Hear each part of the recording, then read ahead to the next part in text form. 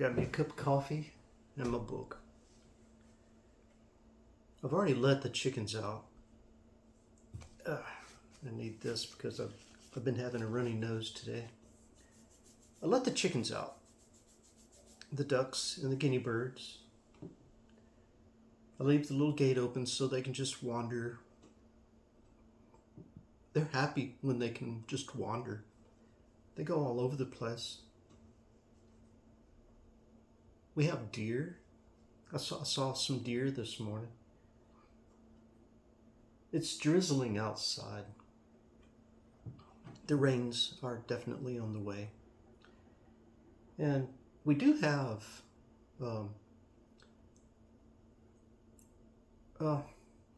wild animals that come around. We do have different predators, but we haven't really been seeing them lately. But when fall and winter are approaching, the predators are a little more aggressive, I guess you could say, because they sense that there's going to be lean times ahead. All the animals do that. The birds do it. All the animals prepare. I guess it's instinctive. And we as humans tend to forget about preparation and about the new seasons that are coming and all the different things that we need to do to survive those seasons and to thrive during those seasons.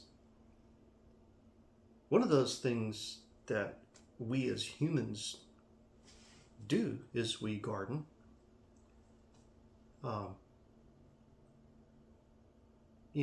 We have, of course, we store things in our refrigerator, we store things in our pantry and in our cabinets and freezers and, whatever. We prepare in certain ways, but then again, we do not. And when I say we do not, I mean we get comfortable, and our comfort that we have is ruining our ability as a species to coincide and be one with nature. Part of the problems that brings to us is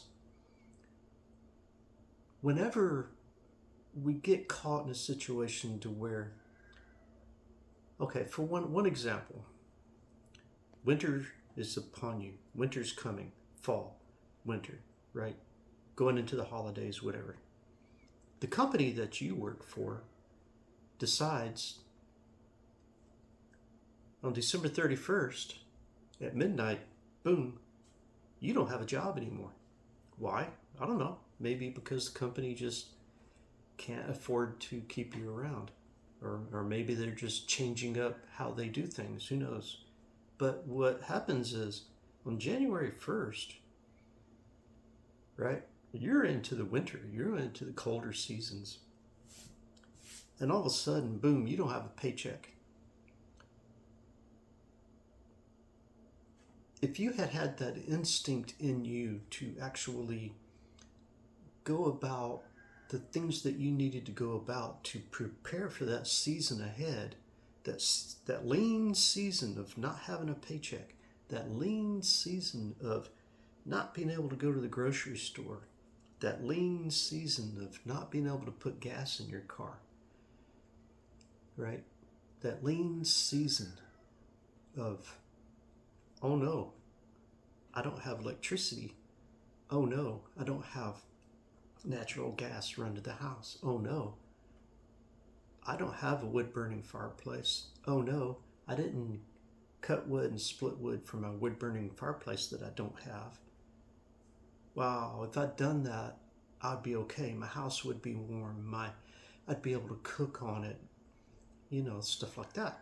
If I'd prepared properly, maybe I would have had a generator set aside and fuel set aside. Maybe I'd be able to survive that season. I could survive that season by being able to get up in the morning after having a nice, cozy, warm bed, and the house being, not extremely warm, but warm enough to keep you and your family alive and keep you from, having your fingers and toes freeze off and the tip of your nose and your ears and all that. We as humans, we take things for granted.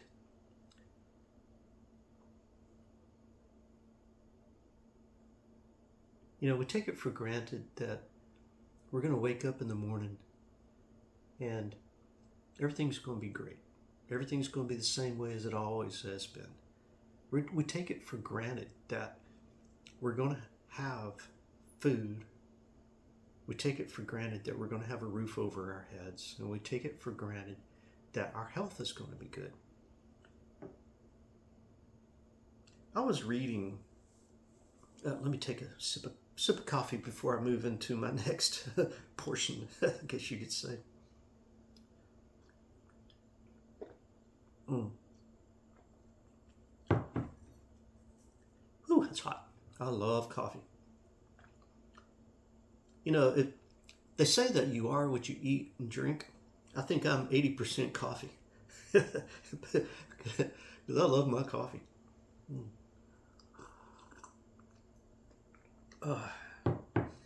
This right here, this is a perfect example of a type of preparation. This is just some little squash type thing that I grew in the garden. I'm not even exactly sure what this one is. Could be a buttercup, a butternut, I don't know. And then we've got a bunch of these growing out there. I'm pretty sure these are what they call the buttercup. But I went out there this morning and I counted 5 big ones that are bigger than this and several smaller ones. And as they mature and grow, we'll be able to just set these aside. Set them in the pantry. As long as they don't have a problem. Set them in the pantry and save them for later. And then your potatoes. Oh, there's a potato over here. Right. Your potatoes. I found several of these in the pantry. They're kind of shriveled up, but they got growth on them. Potatoes, they want to grow. They're little plants. They want to grow. And if you take this and just bury it in the dirt, whether it be outside in your gardens or just right outside your door in the dirt, or like in a pot, like we got these tomato plants back here. You could grow them in the house.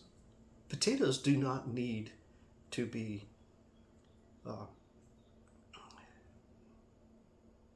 what am I thinking of? Pollination. In order to grow potatoes, you don't have to have them outside. You don't have to have them pollinated by bugs and bees.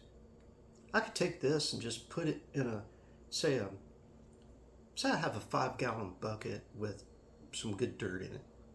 I just stick that down in there and it grows. The tops grow up, the roots go down, the roots go all in the dirt, and they make new potatoes.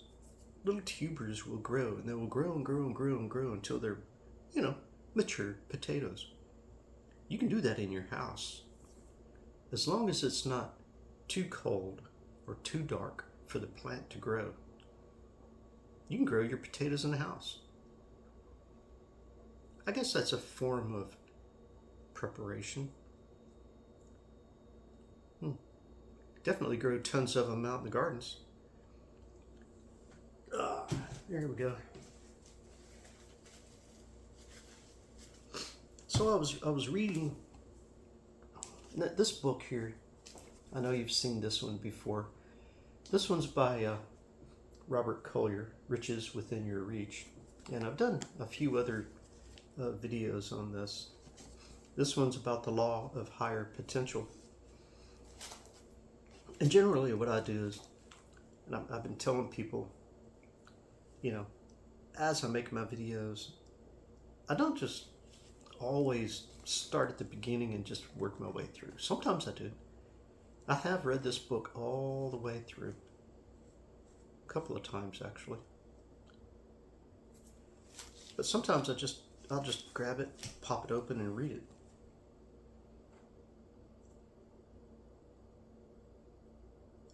So I just popped it open. And this chapter is called The Creative Force.